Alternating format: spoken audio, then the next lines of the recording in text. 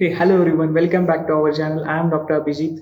आज के वीडियो में हम बहुत ही इंपॉर्टेंट टॉपिक पर बात करने वाले हैं। तो फर्स्टली हम बात करने वाले हैं आपको एडमिशन के टाइम पर कौन कौन से डॉक्यूमेंट चाहिए।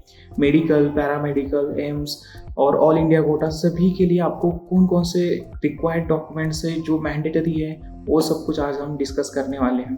तो अगर आप चैनल पर नए हो तो चैनल को सब्सक्राइब जरूर कर दीजिए। मेडिकल काउंसलिंग रिलेटेड सब कुछ डिटेल इन्फॉर्मेशन आपको चैनल पर मिल जाएगी। तो फर्स्ट हम स्टार्ट करते हैं। बहुत सारे स्टूडेंट ऐसे हैं जो नीट के रिजल्ट के बाद डॉक्यूमेंट्स कलेक्ट करने में टाइम लगाते हैं, लेकिन आपको अभी से डॉक्यूमेंट्स कलेक्ट करने चाहिए ताकि आपको जब रजिस्ट्रेशन करना होगा तब आपके पास सभी डॉक्यूमेंट्स होने चाहिए। अगर आपने रजिस्ट्रेशन के टाइम पर आपके पास कोई अगर डॉक्यूमेंट्स मिसिंग है तो आप रजिस्ट्रेशन में पार्टिसिपेट एनरोल नहीं कर सकते।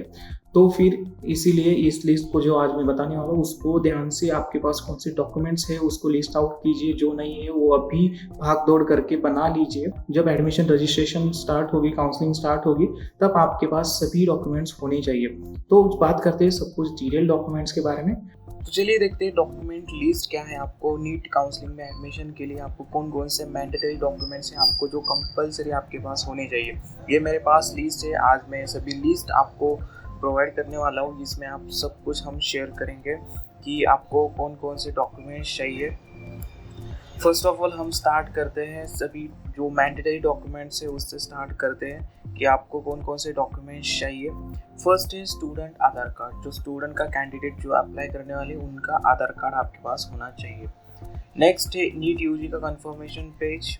नीट यूजी जब आपने नीट के एग्ज़ाम के लिए आपने जो रजिस्ट्रेशन फॉर्म फिलअप किया था वो पेज, उसके बाद नीट का एडमिट कार्ड, उसके बाद नीट का रिज़ल्ट जो 2024 में अब मैं ये वीडियो बना रहा हूँ तो 2024 जो पर्टिकुलर ईयर है आपका, ये वीडियो आप 2020-30 में भी देख रहे हो तो आपको ये रिज़ल्ट उस डेट का चाहिए, मतलब उस ईयर का रिज़ल्ट आपके पास होना चाहिए। नीट का रिज़ल्ट जिस साल आप नीट की काउंसलिंग में पार्टिसिपेट कर रहे हैं उस साल का नीट का रिज़ल्ट आपके पास होना चाहिए।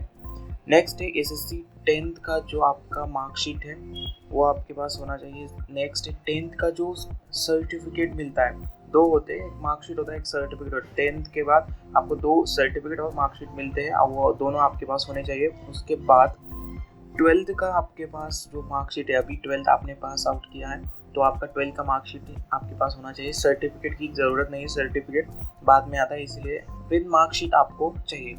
नेक्स्ट है नेशनलिटी आपके पास होनी चाहिए, कंपलसरी है। डोमिसाइल आपका होना चाहिए, जिस भी स्टेट से आप हो उस स्टेट का डोमिसाइल आपके पास होना कंपलसरी है। नेक्स्ट है क्लास 12th जो लिविंग सर्टिफिकेट यानी ट्रांसफर सर्टिफिकेट है वो आपके पास होना चाहिए। लिविंग सर्टिफिकेट आपको 12th कंप्लीट होने के बाद मिल जाता है। अगर आपने किसी अदर पर्टिकुलर कोर्सेज में एडमिशन लिया है तो आपको उस कॉलेज से बोनाफाइड लेना कंपलसरी है। आप उस बोनाफाइड के बेसिस पर भी एडमिशन कर सकते हैं। Next health certificate, fitness certificate, medical certificate आपको ये जहाँ पर आप वेरिफिकेशन के लिए जा रहे हो वहाँ पर भी मिल जाएगा। आप पहले से भी इसे बनवा सकते हैं इसे जो। अब नेक्स्ट है हमारे पास गैप सर्टिफिकेट। गैप का एफिडेविट जो 100 रुपीज़ के स्टैम्प पर आपको करना होता है, गैप सर्टिफिकेट आपको उसे कहते हैं, वो आप कर सकते हैं अगर आप गैप ले रहे हैं। अगर जो फ्रेश स्टूडेंट है उनके लिए कोई ज़रूरत नहीं, जिन्होंने गैप लिया है, रिपीट किया है, उनके लिए ये सर्टिफिकेट कंपलसरी है। नेक्स्ट है रिलीजियस माइनॉरिटी एफिडेविट। माइनॉरिटी में जो स्टूडेंट है उनके लिए एफिडेविट करना कंपलसरी है। नेक्स्ट है स्टूडेंट का वोटर आईडी। स्टूडेंट का वोटर आईडी, अगर आप स्टूडेंट का वोटर आईडी नहीं है तो बाद में बनवा सकते हैं, लेकिन आपके लिए जो प्रोसेस है वो कॉलेज में आपको अप्लाई करना होता है। नेक्स्ट है character certificate from 12th passing institute. Character certificate जो आपके टीसी पर भी आप जिस भी स्टेट से हो उसमें आपके टीसी पे लिविंग सर्टिफिकेट भी ये मेंशन होता है। नेक्स्ट है माइग्रेशन सर्टिफिकेट। अगर कोई स्टूडेंट माइग्रेशन सर्टिफिकेट अगर जो स्टूडेंट एप्लीकेबल है वही उनके लिए ये कंपलसरी है। नेक्स्ट है एप्लीकेशन फॉर्म। जब आप नीट का फॉर्म फिलअप कर रहे हो उसके बाद आप जो रजिस्ट्रेशन फॉर्म फिलअप करने वाले हो, मेडिकल का एमबीबीएस का होगा, बीएमएस का होगा, बीडीएस का होगा, जो आप फॉर्म फिलअप करने वाले हो, रजिस्ट्रेशन काउंसलिंग करने वाले हो, वो फॉर्म आपके पास कंपलसरी होना चाहिए। नेक्स्ट है जब आपको कॉलेज अलॉट हो जाता है तो आपके पास कॉलेज का अलॉटमेंट लेटर होना कंपलसरी है। जो राउंड के बाद आपको कॉलेज सीट अलॉट की जाती है, कॉलेज और सीट कौन सी मिली है वो उसके कॉलेज का अलॉटमेंट लेटर आपके पास आ जाता है जब आपको राउंड में एडमिशन मिलता है या फिर आपको सीट मिलती है, तब आपके पास ये आ जाता है, आपको लॉगिन करके डाउनलोड करना होता है।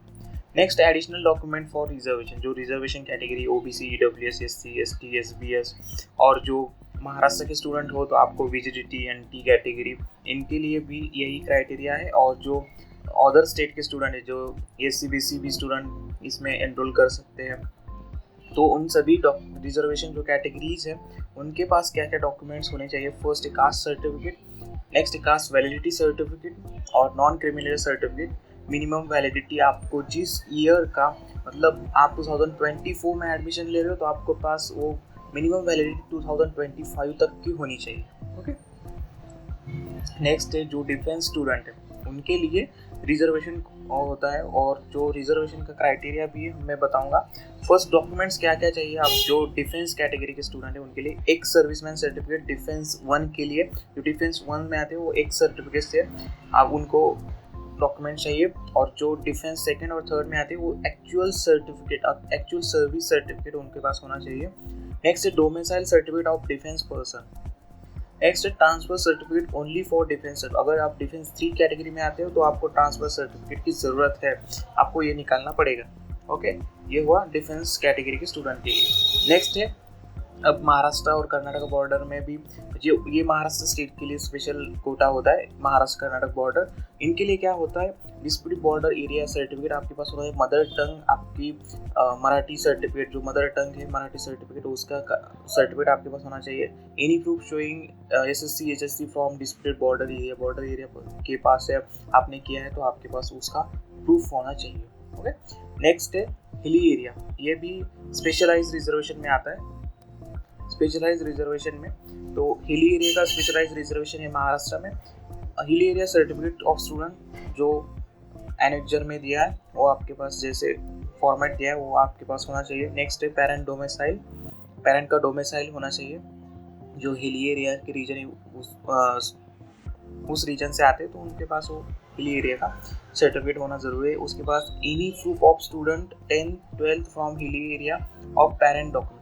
अगर जो आपका हिली एरिया है वहाँ से अगर किसी स्टूडेंट ने 10th और 12th पास आउट किया है तो उसका सर्टिफिकेट होना कंपलसरी है। ओके, ये हुआ सब कुछ एमकेबी और हिली एरिया के रिलेटेड। अब आगे देखते हैं पीडब्ल्यूडी सर्टिफिकेट। उनके पास पीडब्ल्यूडी डिसेबिलिटी सर्टिफिकेट होना चाहिए। आपको रिकॉग्नाइज इंस्टीट्यूट से करवाना होगा, जैसे कि एम्स वगैरह जो गवर्नमेंट इंस्टीट्यूट है वहाँ से आपको ये करवाना है। ओके। नेक्स्ट है ऑफन कैंडिडेट्स के लिए जो certificate from women and child welfare department government of Maharashtra और अदर स्टेट, जो भी स्टेट के आप स्टूडेंट हो वहाँ से आपको ये, अगर ऑफन स्टूडेंट है तो उनके लिए ये सर्टिफिकेट कंपलसरी है। अगर आप उस कैटेगरी से या फिर आप उस रिजर्वेशन में अप्लाई कर रहे हैं तो आपको ये डॉक्यूमेंट्स होना कंपलसरी है। नेक्स्ट अब है मोस्ट इम्पॉर्टेंट, आपके पास ये सभी ओरिजिनल डॉक्यूमेंट्स होने चाहिए। कैंडिडेट प्रेजेंट होना चाहिए।